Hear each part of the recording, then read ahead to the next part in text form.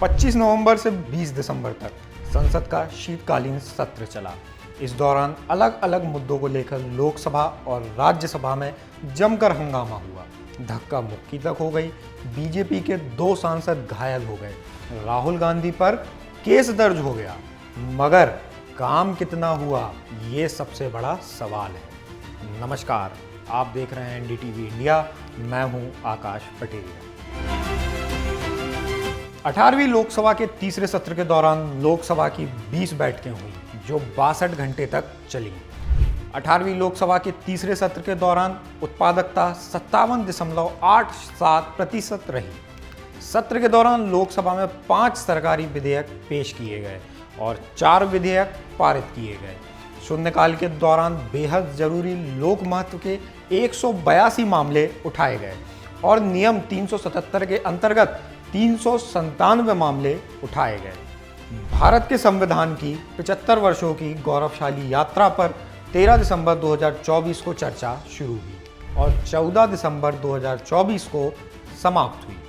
28 नवंबर 2024 को 2 नवनिर्वाचित सदस्यों ने शपथ ली। सत्र के दौरान लोकसभा ने 17 दिसंबर 2024 को अर्मेनिया गणराज्य के नेशनल असेंबली के प्रेसिडेंट एलन सिमोनियन के नेतृत्व में अर्मेनिया से आए संसदीय प्रतिनिधि मंडल का स्वागत किया। सभापति जगदीप धनखड़ ने सदन की कार्यवाही अनिश्चित काल के लिए स्थगित करने से पहले बताया कि राज्यसभा के 266वें सत्र में 40.03% ही कामकाज हो सका।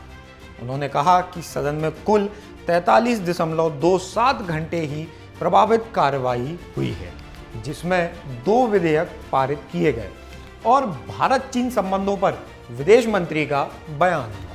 मीडिया रिपोर्ट्स के अनुसार संसद के हर मिनट पर 2.5 लाख रुपए खर्च आता है।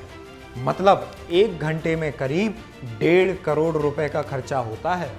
18वीं लोकसभा के तीसरे सत्र के अंतिम दिन अपने समापन भाषण में लोकसभा अध्यक्ष ओम बिरला ने कहा कि संसद की गरिमा और मर्यादा बनाए रखना सभी सदस्यों की सामूहिक जिम्मेदारी है। उन्होंने कहा कि संसद के किसी भी द्वार पर धरना प्रदर्शन करना उचित नहीं है। उन्होंने आगे कहा कि यदि इसका उल्लंघन होता है तो संसद को अपनी मर्यादा और गरिमा बनाए रखने के लिए आवश्यक कार्यवाही करने का पूर्ण अधिकार है। साथ ही उन्होंने सदस्यों से आग्रह किया कि उन्हें किसी भी दशा में नियमों का अनुपालन सुनिश्चित करना चाहिए।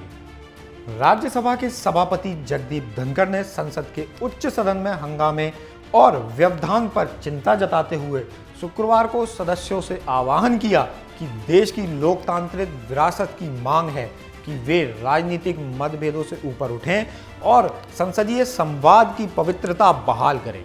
राज्यसभा की कार्यवाही अनिश्चित काल के लिए स्थगित करने से पहले धनखड़ ने अपने पारंपरिक संबोधन में यह बात कही। इस वीडियो में बस इतना ही। मुझे दीजिए इजाजत। नमस्कार।